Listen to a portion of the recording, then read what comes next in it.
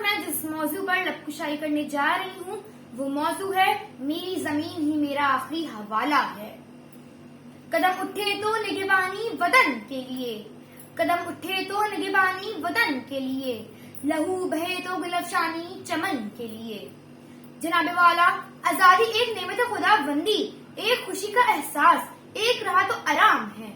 غلامی ایک لعنت، ایک کرب، مسلسل سختیوں اور عذابوں کا ایک نہ ختم ہونے والا سلسلہ۔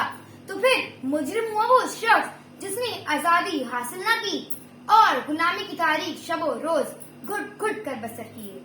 مجرم ہوا وہ شخص جس نے آزادی حاصل تو کی لیکن اس نعمت کی قدر نہ کی اور اپنی پہچان بیچ دی۔ مجرم ہوا وہ شخص جس نے اپنی زمین، اپنے وطن سے محبت نہ کی اور کبھی اس کے دل نے یہ نہ کہا کہ میری زمین میرا آخری حوالہ ہے۔ جناب والا، میرا وطن جو کہ پھول اور چاند ہے، اس کی زمین جس کھیتوں کی مٹی میں لالو یمن پناہ ہے، جس کے شہروں پہ قرآن کا سایہ ہے، جس کی سرحدوں پہ ایمان کا پہرا ہے، جہاں سرور شہید، راشد منہاس شہید، بھٹی شہید اور لالک جاں سپوت جیسے جان قربان کرتے نظر آتے ہیں۔ میرے وطن جس کے فوجی جوان جرأتوں کے نشاں، جس کے محنت کشوں کے سنہرے بدن ہیں، جس کے ملاح لہروں کے پالے ہوئے ہیں۔ خزان آئے میرے صحنوں در میں ساجد، خزان آئے میرے صحنوں در میں ساجد، گلاب زخم طلب کا نکھار زندہ رہے۔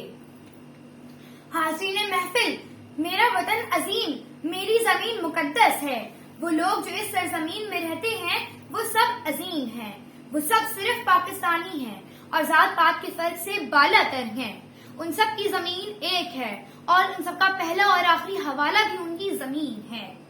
میرا وطن جس کے سرسبز کھیت اس کی شادابی کا ثبوت ہیں، بل کھاتی ندیاں، بہتے دریا اس کی خوشحالی کی علامت ہیں، بلند و بالا پہاڑ اس کی رفت کی نشان ہے۔ دیے سے دیا ہم جلاتے رہیں گے، دیے سے دیا ہم جلاتے رہیں گے، وطن سے اندھیرے مٹاتے رہیں گے، سجاتے رہیں گے حقیقت کی راہیں، سجاتے رہیں گے حقیقت کی راہیں، زمانے کو منزل دکھاتے رہیں گے۔ میرا وطن جو کہ ہمارا اثاثہ ہے، اس کا ایک ایک ذرہ ہمیں اپنی جان سے پیارا ہے اور میری طرح ہر ایک پاکستانی کی دعا ہے کہ خدا کرے